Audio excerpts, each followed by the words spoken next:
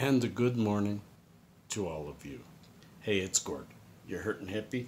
Today it's brought to you by Rochelle Hoffer. She asked, and I mentioned it yesterday, she asked about worldwide decriminalization of pot. And let's talk about it because I studied it now. In June of 2017, it was actually raised by the UN General Assembly and the United Nations General Assembly and the UN House as to decriminalization of all drugs. And they had their first ever real deep discussion of it, and they actually called for it. However, many member states are still saying, look, we can't decriminalize narcotics. That's still evil, evil, evil. So, are we there? No. Are we close? Not really. But the snowball has started to roll. Let's remember that I think it was 2011 or 2010. It was quite a while ago. It might have even been no, it was 2001. Somebody correct me before. I'm not near my computer. I can't look and see if I got it wrong or right. But Portugal decriminalized all. Not that there isn't still some ways that you can go to prison when it comes to drugs. Yes, if you do very evil things to other people, you're going to spend time in jail. But what they did was they made it so that it used to be, and it is here in most of the world, if you find somebody strung out on cocaine or strung out on heroin or overdosing on something, sure, of course, if it's an overdose, they take you to the hospital, but they take you to a special wing of the hospital where as soon as they save your life, they take you to the prison. And in Portugal, if you're overdosing or you're found with large amounts or small amounts, you are taken to a hospital or a clinic, depending on the severity of the issue, and it is a health official that takes on your case. Sure, a case happens because you got to look at people. Some people, there are functioning heroin addicts. There are people who take heroin on a regular basis. I've seen the write-ups, I've seen the studies that are doctors and lawyers and stuff like that. Proper, clean drugs do not affect us too badly like the street drugs that are all over the place, like fentanyl. Oh, dangerous.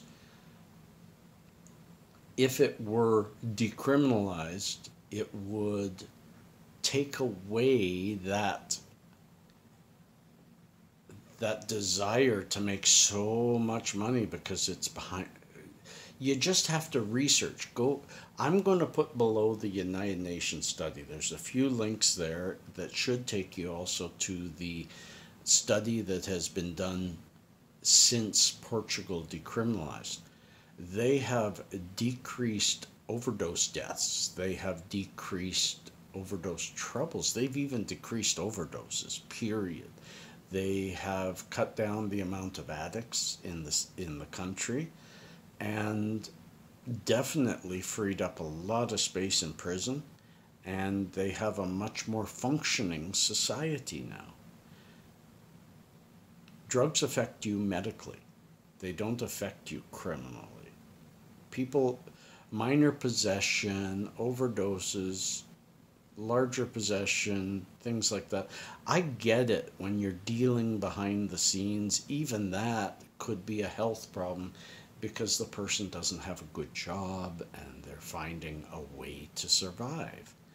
We move it from criminal to health, and all of a sudden people are getting help they need rather than getting their wrists slapped and sent to a jail where they'll learn how to not get caught next time. So, are we there yet?